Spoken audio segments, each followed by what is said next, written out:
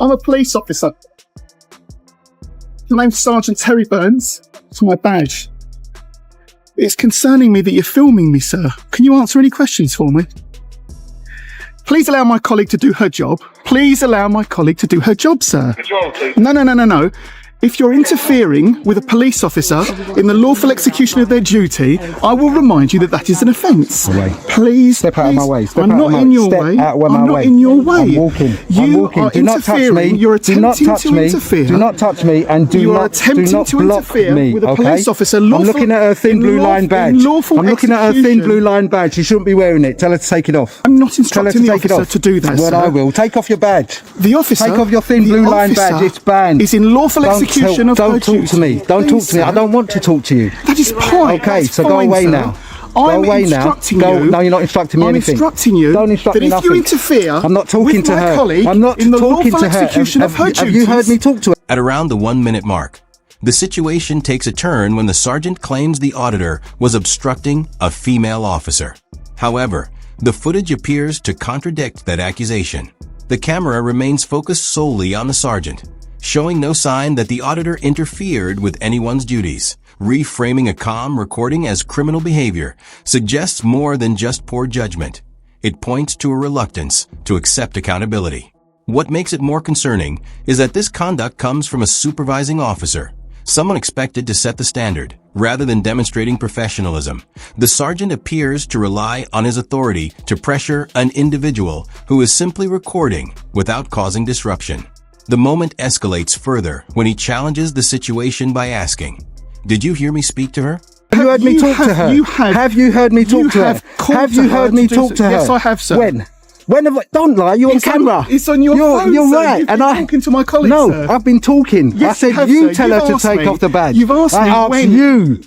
Tell her to take that badge off. It's against the Met uniform. You shouldn't be wearing it. So can we ask what you're doing here, though? Yeah, I'm looking at you taking off. I want you to take that badge off. So that's what you know. What I'm doing. Okay. I'm looking at you and telling you to take that badge off because you are wearing that badge. And I want you to take it off. It's a disgrace. It's a defaced the union flag. We'll get in the van and do your job then.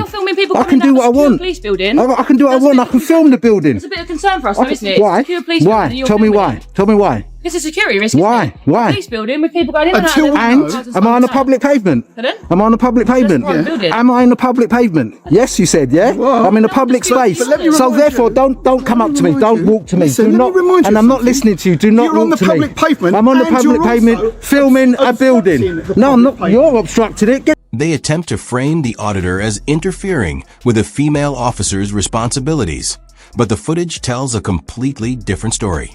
His camera stays locked on the sergeant the entire time, showing no involvement with anyone else. Turning a routine recording into an alleged violation doesn't seem like a misunderstanding. It comes across as an effort to avoid being scrutinized.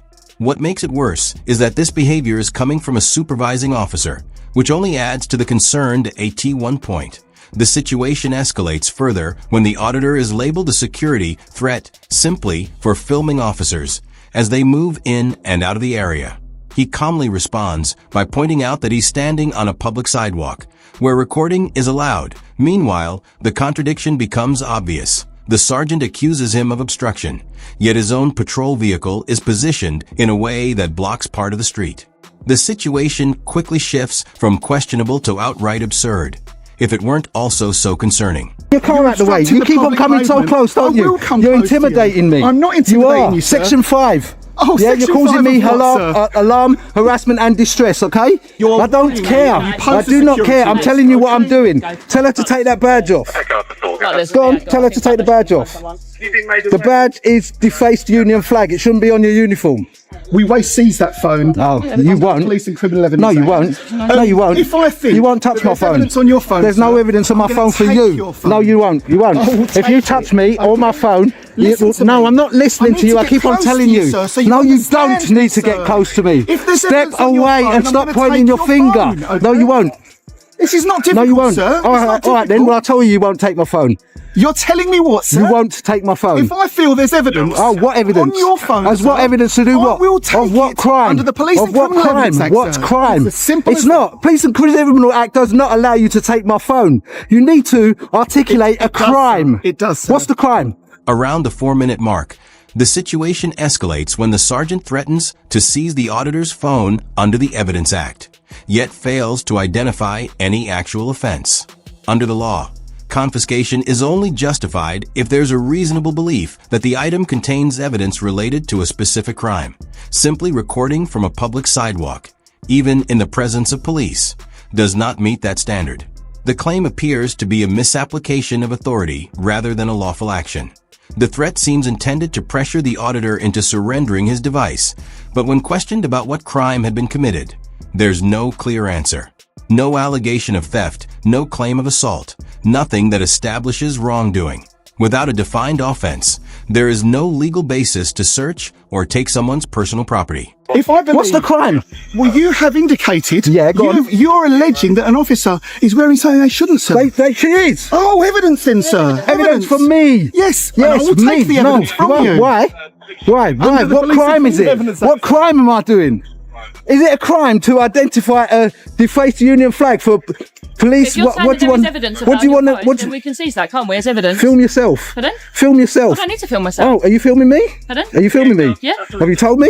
You haven't told me you're filming me. Have you told me? No. It's within your policy to state at the first practical first practical opportunity to let me know that you are filming me. Okay? And you haven't even done that, have you? You haven't even gone by your policies. That means you're a tyrant. It's policy that it's not. You're a tyrant. To do that, is it? Of course it is. Are you mad?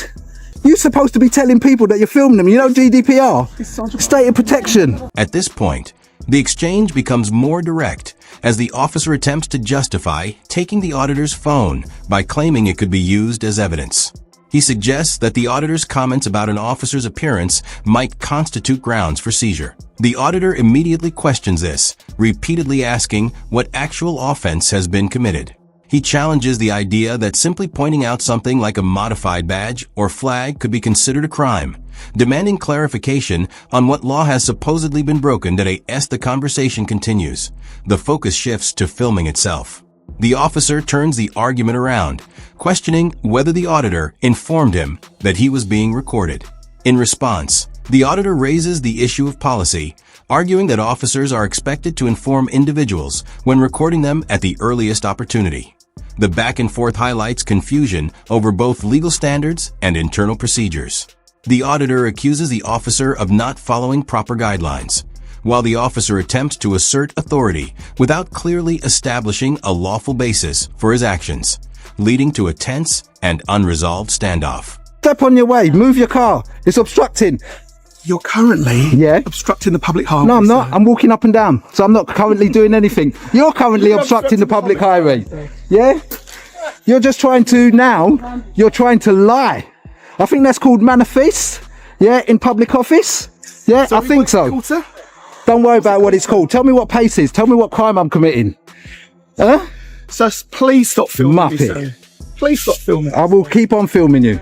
I'm allowed to film. He's filming the building. He's filming my body worn cameras on. Officers, thank you for telling me your body worn cameras. Thank you for upholding your policy. Yeah. Hold on a second. You're right, sorry. I don't know what's actually happening. So he's filming. Just me talk to my colleague. You can talk as much as you like. It's a public place. Make privacy if you want to. Go on then. He's filming. Flashing cards coming out. No, it wasn't. No, it wasn't. Stop lying. Stop lying. Stop lying. I wasn't doing that.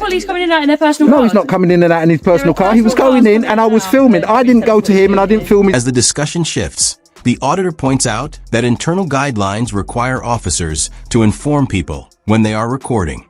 The response comes quickly. The officer dismisses it by saying that it's policy, not law. However, those policies are designed to guide officer behavior and maintain public confidence. Overlooking them isn't just a small mistake. It raises concerns about accountability that IT also brings potential data protection issues into play, as recording individuals without proper notice, especially by someone in an official capacity, can create risks under privacy and GDPR-related standards. I can't tell my filming. Off you go. Dismissed. Walk of shame. Off you go. I'm not being rude. I'm telling him. No, I'm not. No, I'm not. Why? When you're telling no, I'm someone not. off you go. Off you go. Dismissed. Excuse me, officer. Rude is not a crime. To say, if this gentleman has any footage on his phone of my car's registration number, okay, I fear under the Terrorism Act, unless we prove otherwise, that I'm in danger. Yeah. And I want this gentleman to understand that if I feel I'm in danger, he's refused to provide any details of what he's doing here, okay? If I feel that you're trying to identify me personally, sir. Did you drive up? Did you drive up? Did I come to you? Did I ask you anything? Did I ask you anything? You stopped your car and you said to me, what am I doing? Who am I? So get in your car and go away.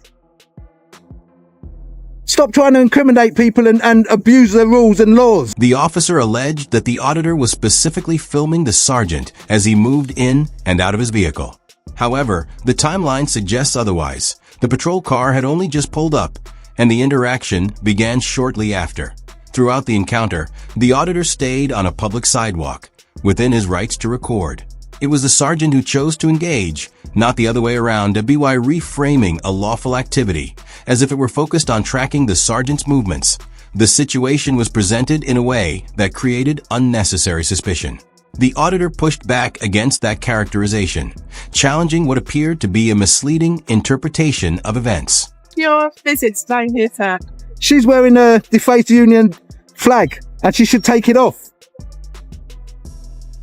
That's what she should be doing. You should be telling her to take off, or he, she, them, however she wants to be represented, that she shouldn't be wearing a Defaced Union flag on her uniform. That Muppet, whoever he is, no, I can call him a Muppet. Why? Because I can. No one's calling you. It's not a swear word, is it? Is Muppet a swear word? Is Muppet a swear word? Is Muppet a swear word? I'm asking you. No. So I can call him a Muppet, can't I? What's the purpose of your visit? Can I call him a Muppet? Can I call him a Muppet? Is it a swear word? Don't be civil, I'm not your mate, okay? If you want to be civil, go inside, leave me alone, because I'm doing nothing wrong, okay? Off your pop. What is the purpose of the visit? In front of his colleagues, the sergeant escalates the situation by referencing terrorism legislation after his vehicle's registration plate is captured on camera, an argument that lacks a clear legal basis. Number plates displayed in public are not treated as protected information, and there is no legal precedent suggesting that recording them amounts to terrorist activity. Under Section 43, officers can only act when there is a reasonable and genuine suspicion of terrorism. Simply feeling uncomfortable about a visible registration plate being filmed does not meet that threshold. The reasoning presented appears to stretch the law beyond its intended purpose, raising concerns about how such powers are being interpreted and applied. The incident began when a sergeant accused the auditor of obstructing a female officer. However, the footage shows something entirely different. The camera remains fixed on the sergeant the whole time, and the auditor never moves toward the officer in question. Presenting the situation this way appears to shift attention away from scrutiny, especially concerning given it comes from someone in a leadership role. The situation escalates further when the auditor is labeled a potential security concern simply for calmly recording officers in a public space.